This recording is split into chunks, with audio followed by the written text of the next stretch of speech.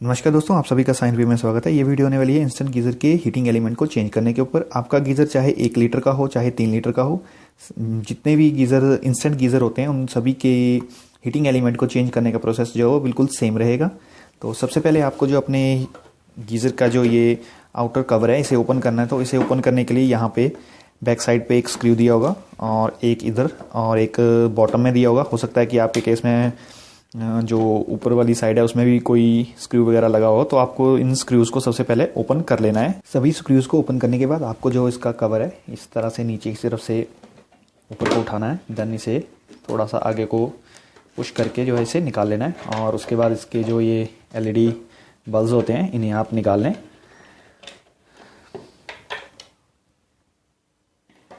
और ये जो इंसुलेशन के लिए यहाँ पे दिया रहता है, इसमें जो वो ग्लास का चूरा भी मिक्स किया रहता है।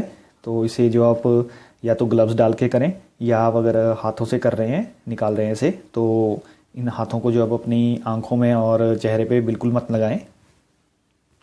देन इसका जो ये हमारा गीज़र का सिलेंडर है इसे इस तरह से निकाल लें और ये जो वायर है ये आपकी इस तरह से यहाँ से बाहर निकाल लें सारी। और वायर निकालने के बाद इस कवर को आप साइड पे रख सकते हैं। इसके बाद आपको जो अपनी सभी वायर्स के कनेक्शन को ओपन करना है और ओपन करने से पहले आप अपने मोबाइल फ़ोन में एक फ़ोटो ले लें ताकि आपको ये पता रहे कि कौन सी वायर जो वो कहाँ पे लगेगी।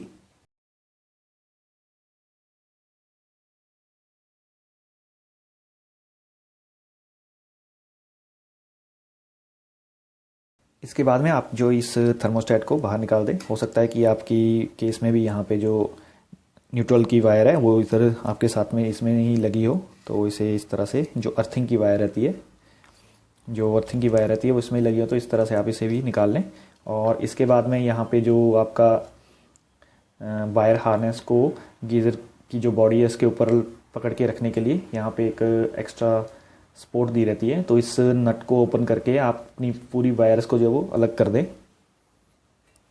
ये जो नट है वो 11 mm का होता है, तो 11 mm के रिंग स्पैनर या सिंपल स्पैनर के साथ आप इसे ओपन कर लें।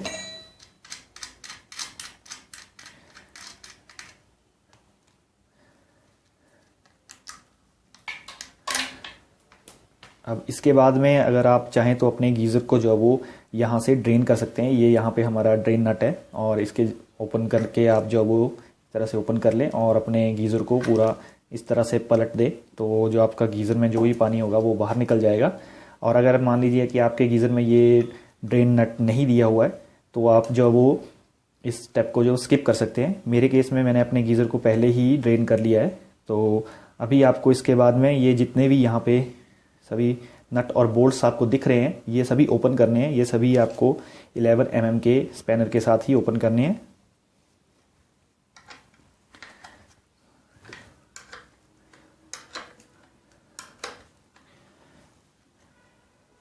और इनके ओपन करने के साथ ही आपको यहाँ पे देख सकते हैं कि एक वाशर लगी हुई है। ऐसी ही वाशर एक नीचे की तरफ पे भी होगी, तो इन वाशर्स को आप संभाल के ज़रूर रखें।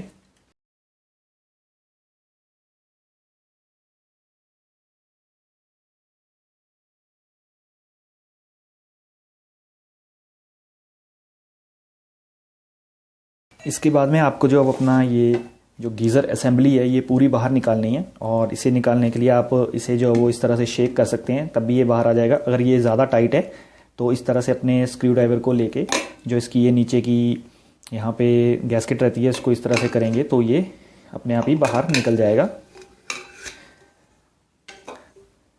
अब आप इस गीज़र के जो टैंक है इसे साइड पे कर सकते हैं। आपका जो काम है वो यहीं पे है। ये हमारा गीज़र एलिमेंट है और इसे ओपन करने के लिए आपको जो यहाँ से ये एक नट दिया हुआ है ये नट आपको ओपन करना पड़ेगा। और ये जो नट है ये 10 mm का है। आप चाहें तो एक रिंग स्पैनर लेके भी इसे ओपन कर सकते हैं। मेरे पास में सॉकेट पड़ी है तो मैं सॉकेट के ज़रिए इसे ओपन कर लूँगा।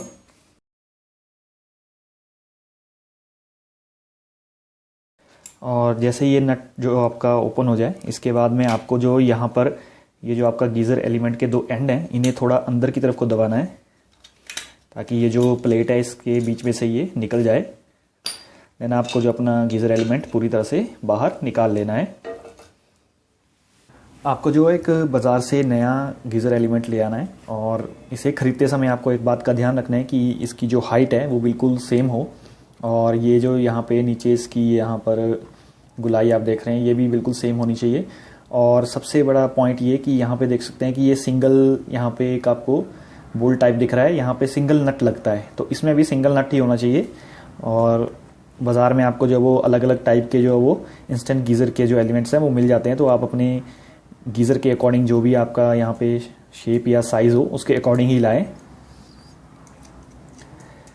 उसके बाद आपको जो है वो इस नए गीज़र का जो भी नट वगैरह है इसे ओपन करके इसकी जो प्लेट है इसे निकाल लेना है। इसे कप टाइप भी गीज़र एलिमेंट भी बोलते हैं।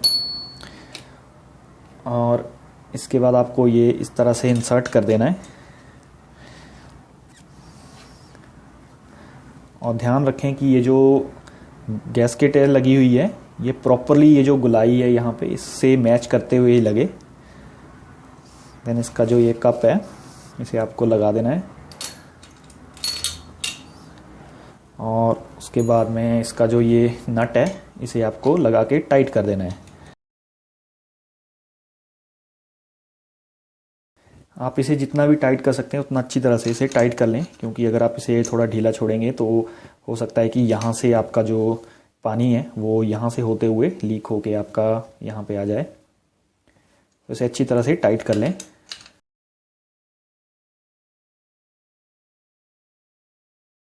दोबारा से अपने जो गीज़र है उसे इसमें इस तरह से इंसर्ट कर देना और ध्यान रखें कि आपकी जो गैस्केट है ये इसमें लगी होनी चाहिए।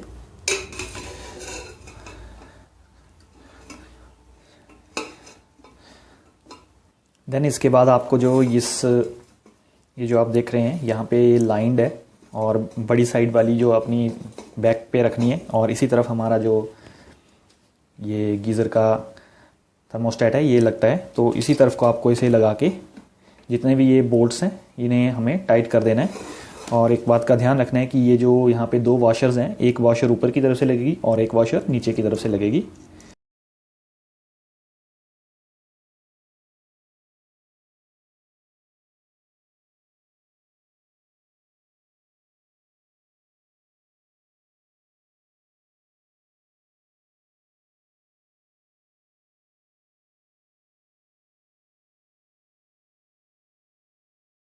अब आपको जो इन बोल्ट्स को टाइट करना है, और टाइट करते समय एक बात का ध्यान रखें कि अगर मान लीजिए इस बोल्ट को आप टाइट कर रहे हैं तो इसके ऑपोजिट बोल्ट को टाइट करना है दोबारा। इसके ऑपोजिट बोल्ट को ही टाइट करना है आपको। उसके बाद इसका नेक्स्ट वन और इसका ऑपोजिट, इसके नेक्स्ट वन और इसके ऑपोजिट।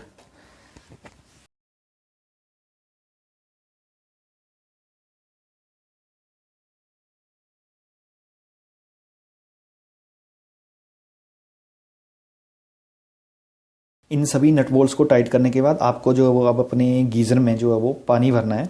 और इसके लिए आप जो अपनी जो इनलेट पाइप है उसे इनलेट पाइप के साथ जो वो जोड़ सकते हैं जहाँ पे आपका गीज़र लगा था, या इसमें जो एक फ़नल लगा के इसमें पानी डाल सकते हैं। और उसके बाद आपको अपना गीज़र जो इस तरह से टिल्ट करना है और चेक करना है कि यहाँ से कहीं से भी जो पानी बाहर ना निकले। अगर आपका पानी जो यहाँ किसी नट बोल्ट के साइड से अगर लीक होता है तो आपकी जो गैस्केट है वो ख़राब हो चुकी होगी और उसे भी आपको रिप्लेस कर लेना है। और अगर यहाँ से कहीं से आपका गीज़र एलिमेंट के पास से अगर पानी लीक होता है तो आपको अपने ये जो नट है इसे थोड़ा और ज़्यादा टाइट कर लेना है और उसके बाद चेक करना है कि यहाँ से जो लीकेज की प्रॉब्लम वो सही हुई या नहीं। अगर फिर भी सही नहीं होती है तो आपको इसकी जो गैस्केट है उसे थोड़ा सा एडजस्ट करना पड़ेगा, और एडजस्ट करने के बाद ये जो अब आपकी लीकेज स्टॉप हो जाएगी। देन आपको जितने भी यहाँ पे हमने वायरिंग के कनेक्शन छुड़ाए थे उन सभी कनेक्शंस को दोबारा से लगा देना है।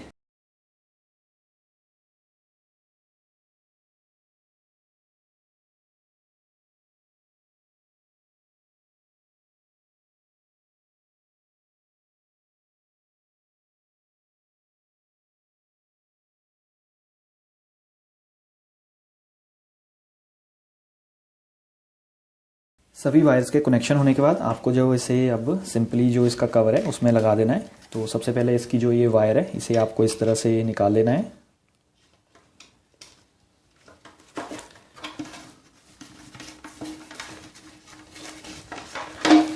और यहाँ पे जो ये प्लेट है, ये बैक कवर आप देख सकते हैं, शीट है, ये यहाँ पे ग्रूव बना रहता है, इसमें ये लग जाती है।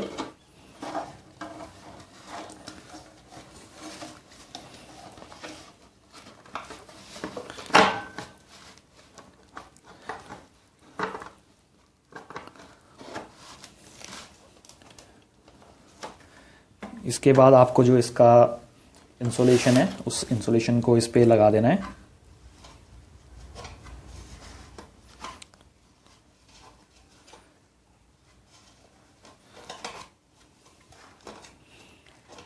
देन इसका जो ये आउटर कवर है, जो फ्रंट कवर है, इसमें इसके जो ये एलईडीज़ हैं, इन एलईडीज़ को लगा के इसे आपको लगा देना है।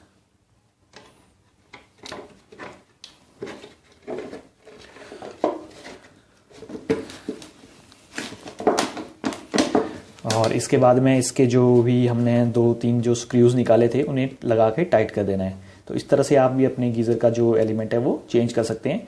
अगर आपको ये वीडियो अच्छी लगी तो इसे लाइक करना बिल्कुल मत भूलिएगा, और ऐसे ही आगे आने वाली वीडियोस देखने के लिए मेरे चैनल को सब्सक्राइब भी कर लीजिएगा। वीडियो देखने के लिए धन्यवाद।